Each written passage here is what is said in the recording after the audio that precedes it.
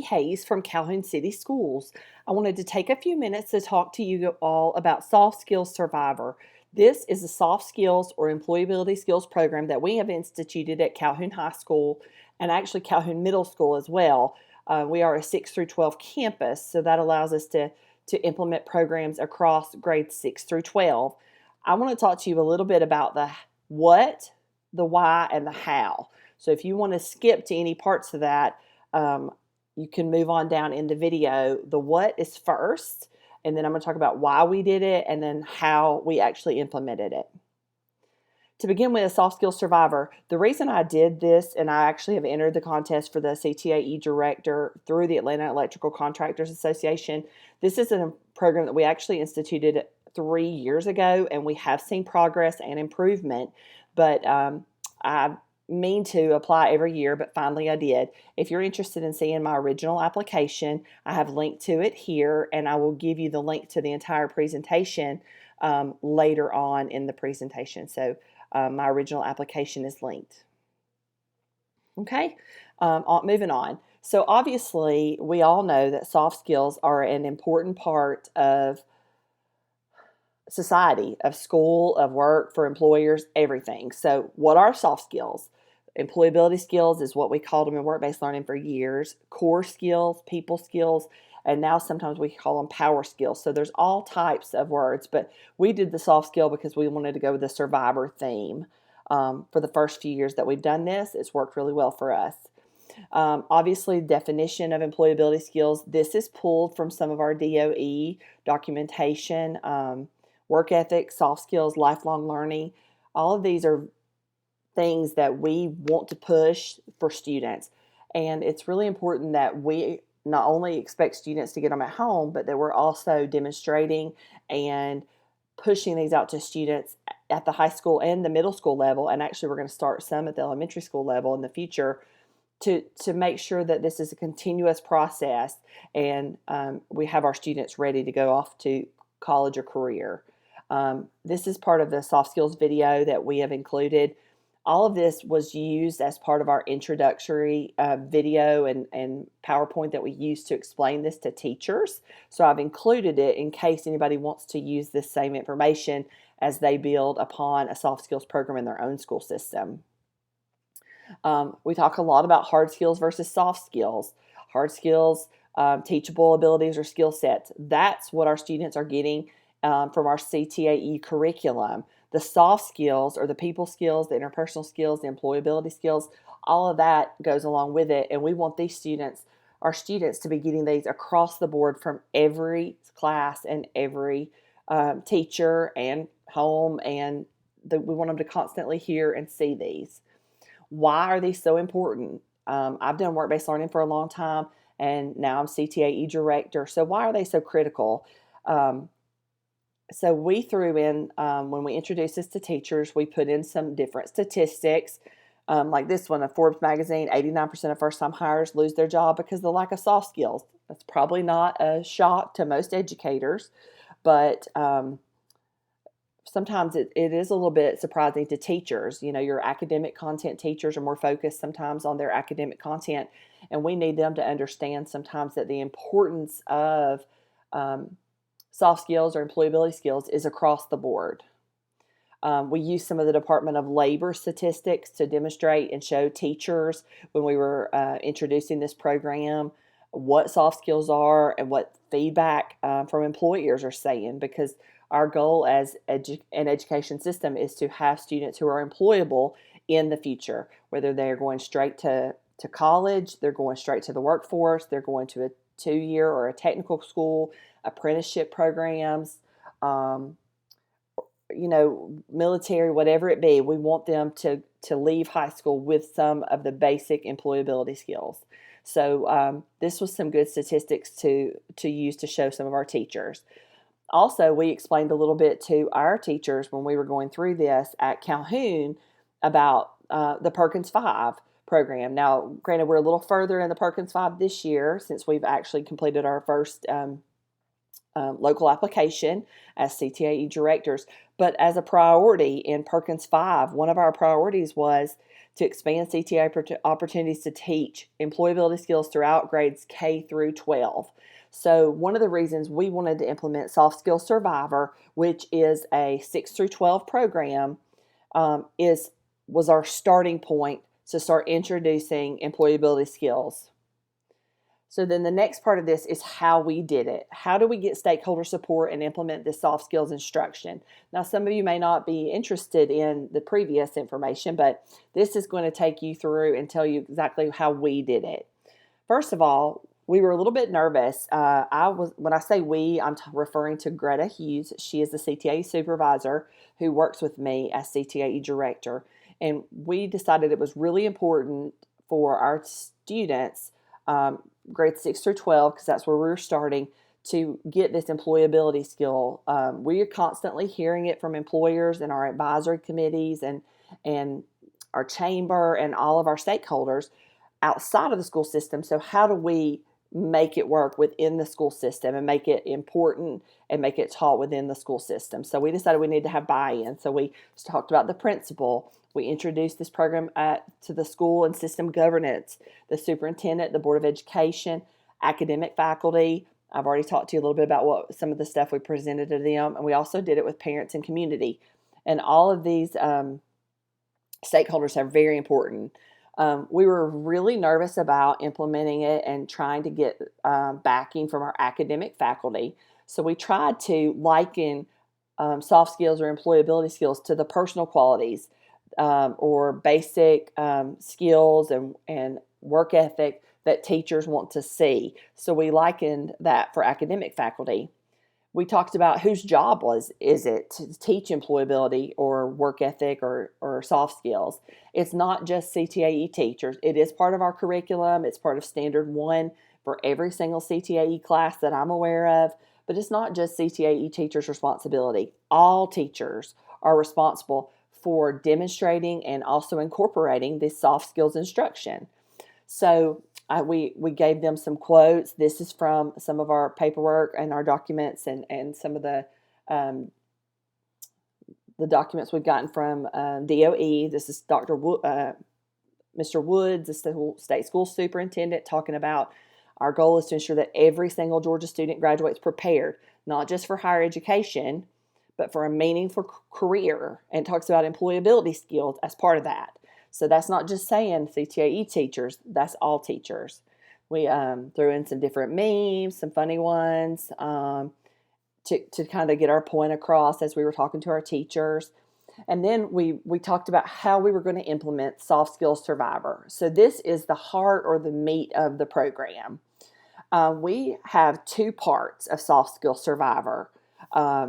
We had advisement lessons and competitions. That was part of it. It became like a homeroom or advisement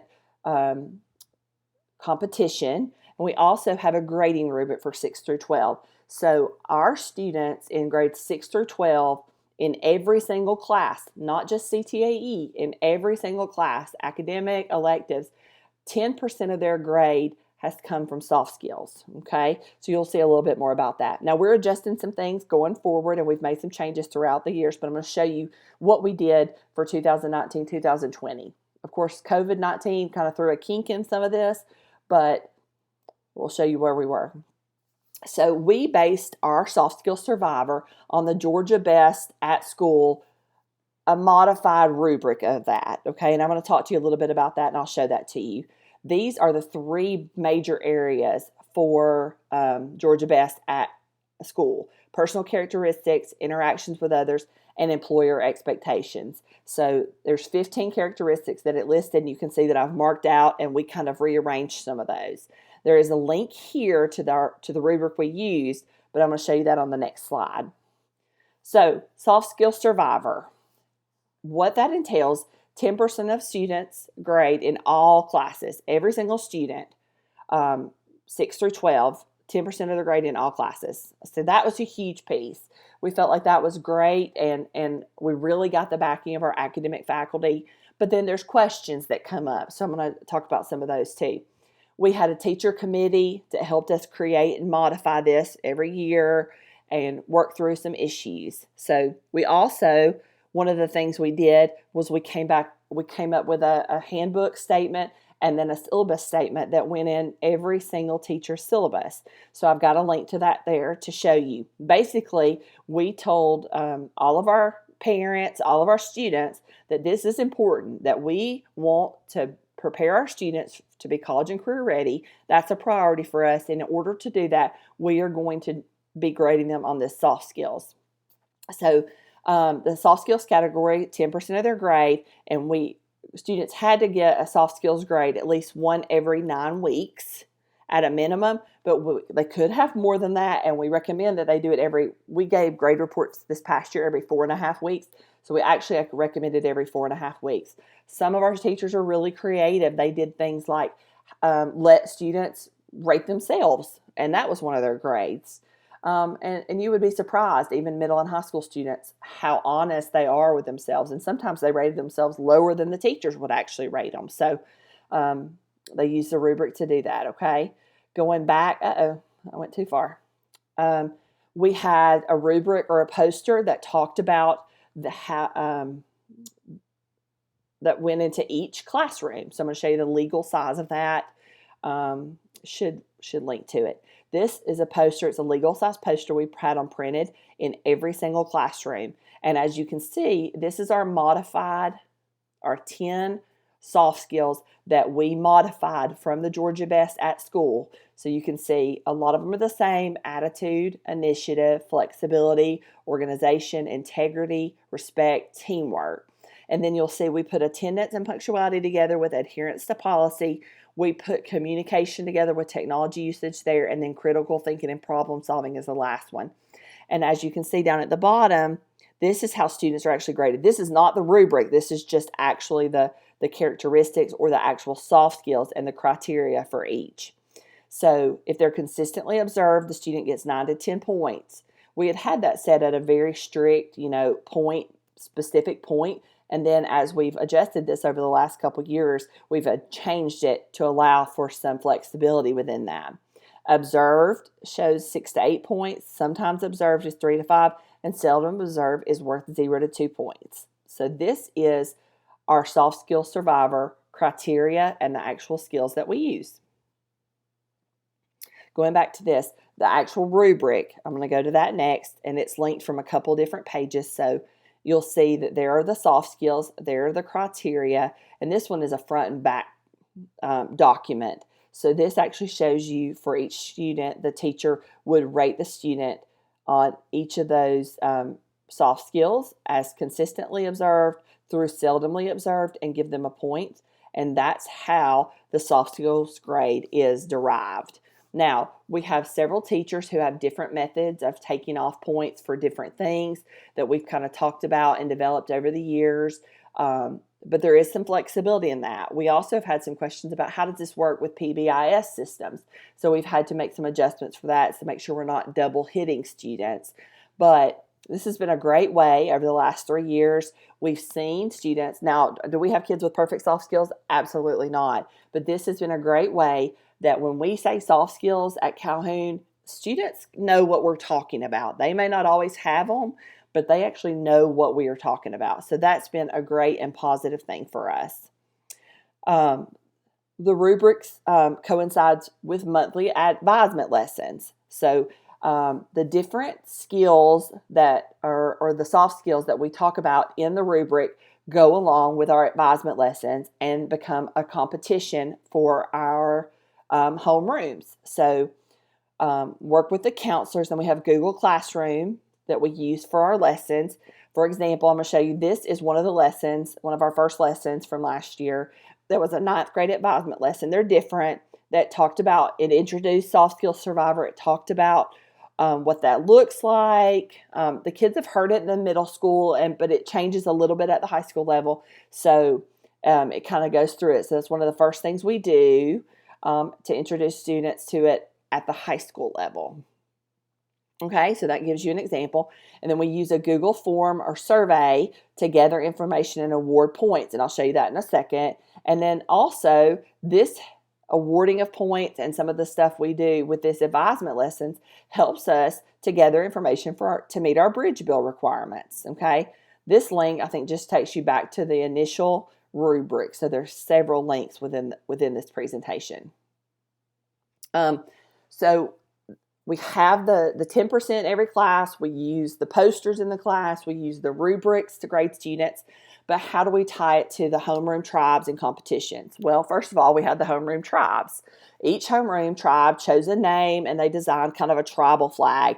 These are examples of tribal flags. Now, some of them did funky patterns and colors. Others made theirs kind of, that's a beach theme for one of our teachers, okay? We wanted to make sure they were not only seeing it and hearing it on announcements and in classrooms, but they're also seeing and doing things with it in advisement homeroom. We have bulletin boards. So here's an example of one of the bulletin boards that's been set up. It's been modified over the years, but this is the Soft Skills Survivor that had some of the different words up there, the tiki torches and stuff. That is in our College and Career Academy Media Center. So just an example there.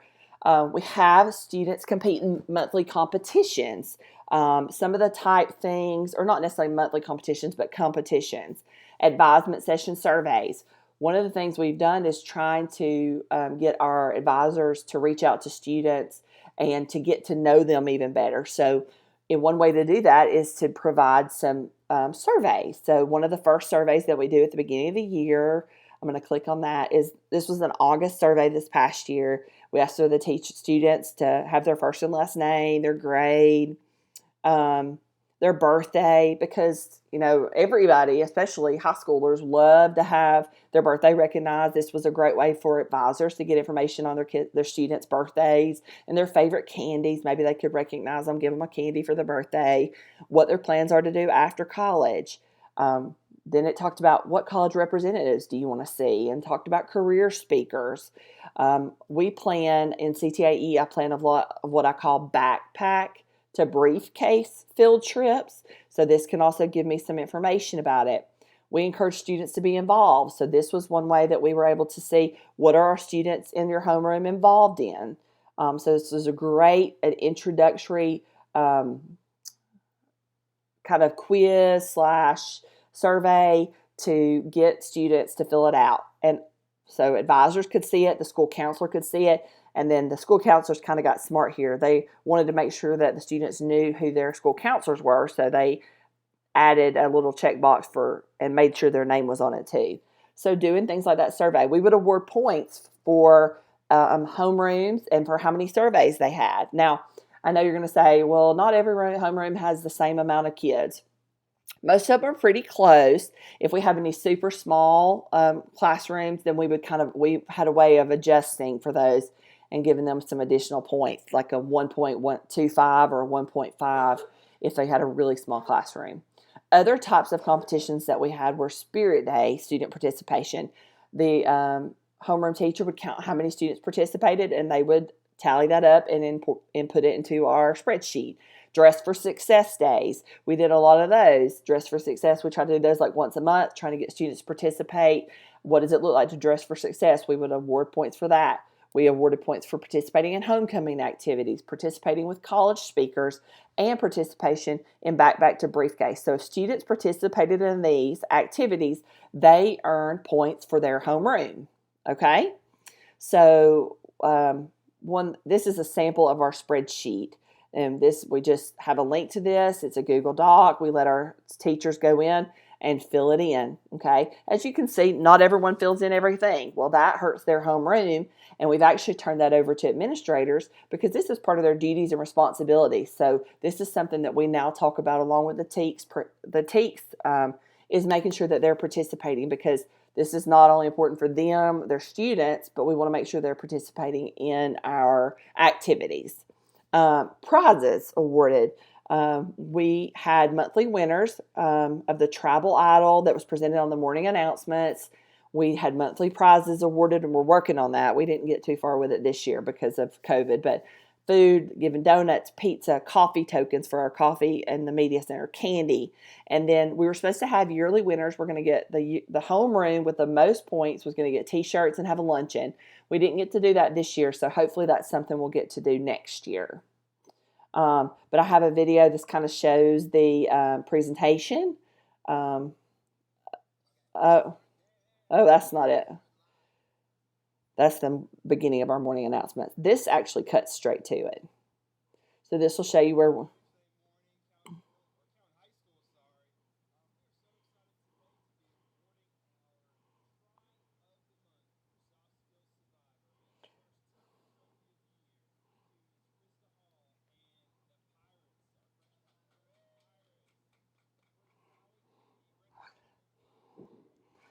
So as you can see, that was a presentation. Oh, my dog's barking.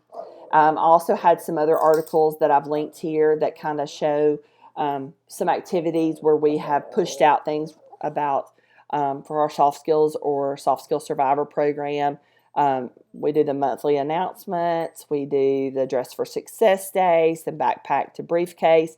As you can see, these were some of our Dress for Success days and pushing those out on social media. And parents love to see their babies dressed up and push that out. But it also encourages students to think about careers. And no, it doesn't have to be business attire, but what type of attire is going to be the type that you need to dress for success in your future. So, okay. So we've got the announcements and things like that that are great.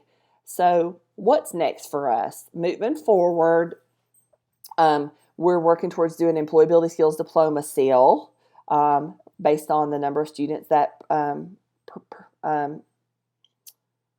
actually meet the specific goals of the employability skills soft skills program. So we're working on doing that. Our spreadsheets and our homerooms are going to be a little more advanced, and we want to make sure we're giving out those soft skills points. We want to make sure we're retraining and training new teachers on the process and doing updates for any teachers who need them. We're introducing a student panel in the future. We're working on industry sponsorships for incentives and scholarships for the students who are doing really great things with soft skills. We want to continue to align our soft skills survivor program with our advisement lessons, and we want to make sure that there's consistency among faculty and staff. As there always is, there may be some teachers who don't take things as seriously as others, and we want to make sure that everybody's on the same page with how important this truly is in grading our students. It's 10% of their grade. We want it to be fair. We want it to be accurate. And we want the students to know if they don't get 100%, why it is. What do they need to work on? What do they need to change? Like I said, we started this soft skills program in 2017, and it has changed and a lot in the last couple of years. But it has been a great program for us, and we're excited to go forward to continue using a soft skills program in our 6th through 12th grade. So this has been kind of a quick overview of what Soft Skills Survivor is. It's been a great program for us. I would love to talk to anybody about it. Good things, bad things, what we would change or what we're changing in the future. I have a QR code here. I don't know if you could do the QR code, but there's a QR code that gives you all the resources, all the stuff that I had in the presentation. Everything I linked is linked in this slide. Also, here is my information. Again, here is the QR code. Or if you want to just email me, I would be happy to send you anything that you want to know about Soft Skills Survivor. The good, the bad, the ugly. But overall, it's a 2-part program. It incorporates doing advisement lessons, homerooms, a competition with monthly winners, but it also incorporates a rubric that is used as 10% of the students graded in every single class in grades 6 through 12. So we're excited that soft skills has become a priority at Calhoun Middle and High School, and we hope that going forward that soft skills will continue to be one of those household names. We're looking at maybe calling it Power Skills in the future. Next year, we're making some changes to the program, but we're super excited about our soft skills program, Soft Skills Survivor that we've used for the past 3 years, and we know that students are beginning to get it. We knew it wouldn't be instantaneous, but we knew that students would begin to get it if we gave them enough time, and soft skills is becoming, and these traits and characteristics are becoming more and more like household names. Students know what soft skills are when we say things about them, and that's a great start. And moving forward, we continue to deepen these and do more and more with them. So if you have any questions, shoot me an email. I would love to share anything that I can with you. Check out my resources. If there's anything you need, just shoot me an email, and I would love to talk to you. So I just want to say thank you again to the Atlanta Electrical Contractors for putting this contest out there and encouraging us to share with each other the great things that schools and school systems and college and career academies are all doing to make soft skills or employability skills a focus for our students and for their futures. Thank you, guys.